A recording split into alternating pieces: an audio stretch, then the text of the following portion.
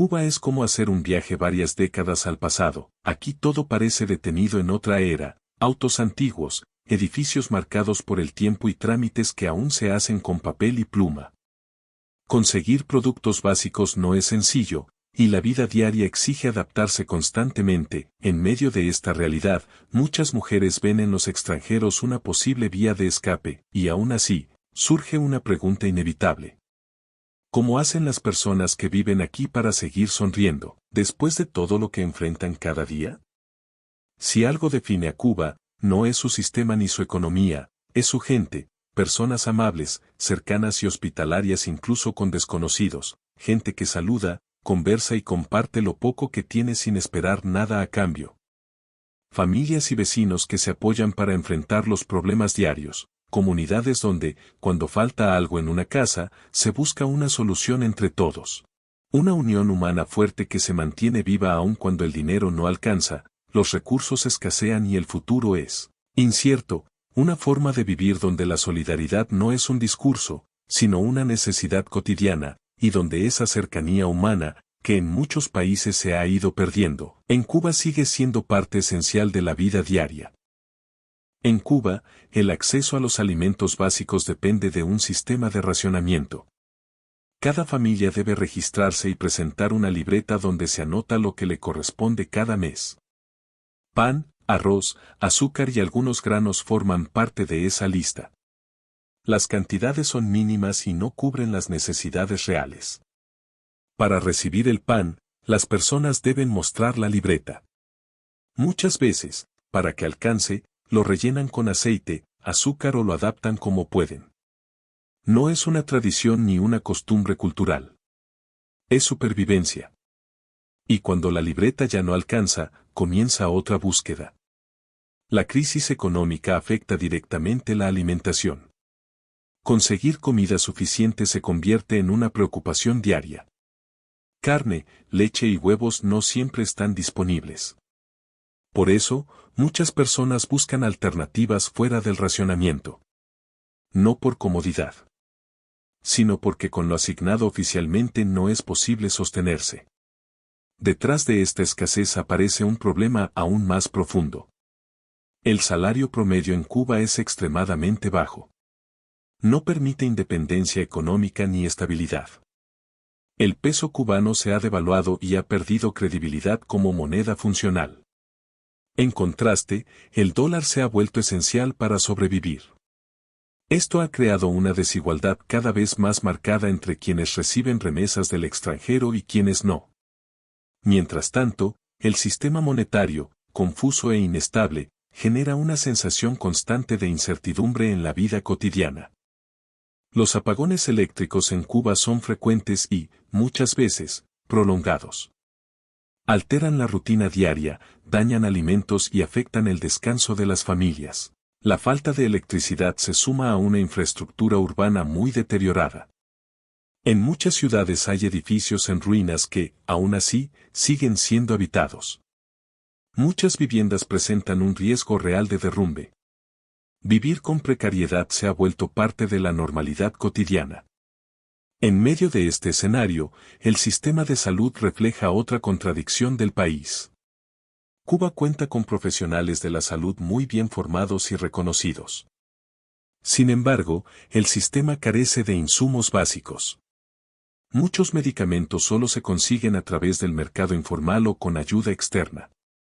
La educación, por su parte, es accesible para toda la población y tiene una base sólida. Aún así, estudiar no garantiza un futuro económico estable.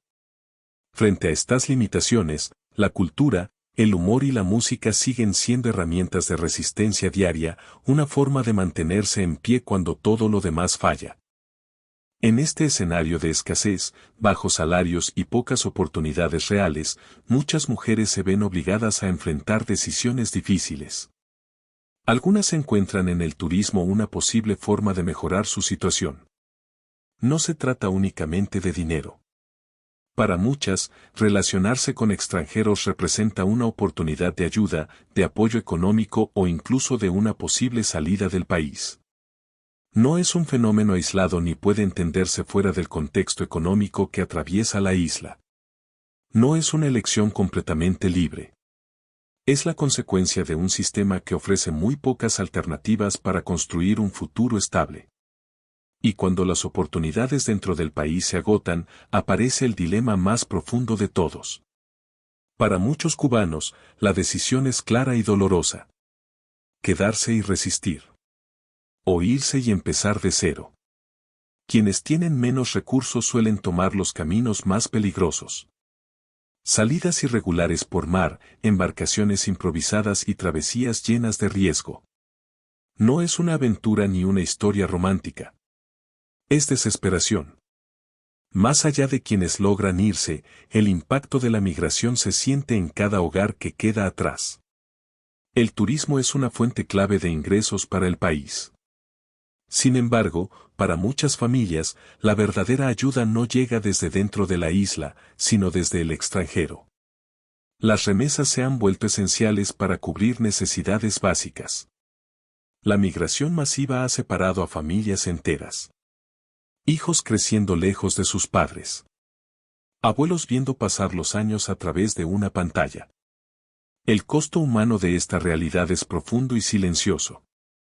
Para entender por qué Cuba vive esta realidad, es necesario mirar brevemente su historia reciente. Tras la revolución, el país adoptó un sistema centralizado que buscaba igualdad social y control total de la economía. Durante décadas, el Estado asumió la responsabilidad de la mayoría de los servicios básicos. Sin embargo, con el paso del tiempo, la falta de inversión, el aislamiento internacional y la dependencia de apoyos externos fueron debilitando la economía. Cuando esas ayudas desaparecieron, las consecuencias comenzaron a sentirse con más fuerza en la vida diaria. Lo que hoy se vive no surgió de un día para otro. Es el resultado de años de decisiones, limitaciones y un modelo que dejó poco margen para adaptarse a los cambios del mundo. En esta Cuba marcada por la escasez, el acceso a la información también es limitado. El Internet es lento, caro y no está disponible de forma constante en los hogares. Muchas personas dependen de puntos públicos de Wi-Fi para conectarse. Conectarse implica tiempo, dinero y planificación. No es algo espontáneo. Esta situación dificulta el estudio, el trabajo remoto y la comunicación con familiares que emigraron. La información no fluye con la misma libertad ni velocidad que en otros países. Para muchos, estar desconectados del mundo digital es otra forma de aislamiento que se suma a las dificultades diarias. A este aislamiento se suma la falta de opciones de entretenimiento moderno. Las alternativas son pocas y repetitivas.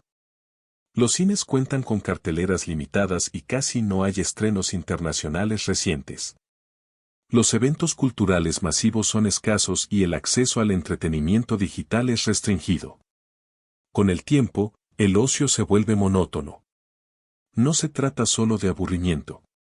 Es un cansancio mental acumulado, producto de vivir siempre dentro de los mismos límites, sin muchas opciones para desconectar de la realidad. Sin embargo, Cuba también muestra otra cara muy distinta. Sus playas están entre las más bellas del Caribe. El país cuenta con ciudades y sitios reconocidos como Patrimonio de la Humanidad por la UNESCO, como La Habana Vieja, Trinidad o el Valle de Viñales. Estos lugares conservan una riqueza histórica, cultural y arquitectónica única. El turismo se concentra en estas zonas, donde la realidad parece diferente. Hoteles, resorts y áreas exclusivas muestran una Cuba que no todos pueden vivir. Este contraste es evidente. Mientras algunos disfrutan de lujo y comodidades, la mayoría observa desde fuera. Este contraste también deja ver una realidad poco conocida fuera de la isla. Cuando se habla de millonarios en Cuba, no se trata de empresarios tradicionales ni de riqueza visible como en otros países.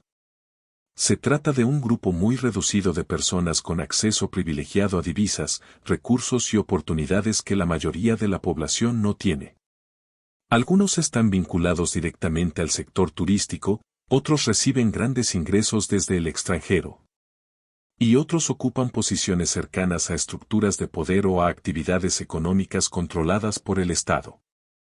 Estas personas pueden acceder a tiendas en divisas, mejores viviendas, transporte, alimentos y servicios que no están disponibles para el ciudadano promedio. No vive necesariamente en mansiones visibles, pero su nivel de vida es muy superior al del resto de la población. Esta diferencia crea una desigualdad silenciosa. Mientras la mayoría lucha por cubrir lo básico, una minoría vive con comodidades impensables para el cubano común. Esta brecha no siempre se habla abiertamente, pero se percibe en el día a día y refuerza la sensación de injusticia y frustración social. Después de la escasez constante, del dinero que no alcanza, de los apagones, de la migración, del turismo como posible escape y de las familias separadas, hay algo que no siempre se ve pero que lo atraviesa todo. El desgaste silencioso. Vivir en Cuba no solo significa aprender a resolver con poco, significa vivir en alerta permanente, pensar cada día que faltará mañana, cómo estirar lo que hay, si habrá luz, si aparecerá un medicamento, si el salario alcanzará, si alguien podrá ayudar desde afuera. No es hambre continua, es incertidumbre continua. La imposibilidad de planear el futuro termina agotando más que la falta de cosas, no poder proyectarse, no saber si los hijos tendrán oportunidades, si quedarse valdrá la pena o si irse será la única opción, y aún así, la gente sigue sonriendo, no porque no duela, sino porque rendirse no es una alternativa. El humor se convierte en defensa, la música en refugio, la comunidad en sostén. Muchos no se van porque no quieran, se quedan porque no pueden. Otros se van dejando atrás familia, recuerdos y una vida entera. Cuba no es solo carencias ni postales turísticas, es un país lleno de personas que resisten, que aman profundamente su tierra, pero que viven cansadas de no poder avanzar, y esa es la realidad que rara vez se muestra. Cuba no se explica solo con datos, estadísticas o titulares, se explica mirando a su gente, personas que han aprendido a vivir con límites, a adaptarse a la escasez, a improvisar soluciones donde no las hay. Gente que hace filas eternas sin perder la educación, que comparte lo poco que tiene, que abre la puerta de su casa incluso cuando no sobra nada. Vivir aquí no significa solo enfrentar carencias materiales. Significa cargar con la incertidumbre diaria, con la imposibilidad de planear el futuro, con la sensación de estar detenido en el tiempo. Aún así, la sonrisa persiste, no porque todo esté bien, sino porque resistir se volvió una forma de existir. Cuba duele, cansa, desgasta. Pero también conserva algo que en muchos países se ha perdido: la cercanía humana, el sentido de comunidad, el apoyo entre vecinos, la solidaridad silenciosa. Es un país que no se rinde, aunque esté agotado, donde amar la tierra propia no siempre significa poder quedarse en ella, y quizás por eso, más allá de la política, la economía o el turismo, la verdadera pregunta que deja Cuba no es qué le falta, sino cuánto más puede seguir resistiendo su gente.